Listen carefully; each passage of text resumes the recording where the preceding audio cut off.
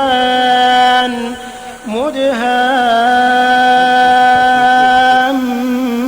مدهامتان فبأي آلاء ربكما تكذبان فيهما عينان نضاختان فبأي آلاء ربكما تكذبان فيهما فاكهة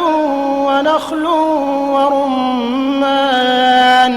فبأي آلاء ربكما تكذبان فيهن خيرات حسان فبأي آلاء ربكما تكذبان حور مقصورات في الخيام فبأي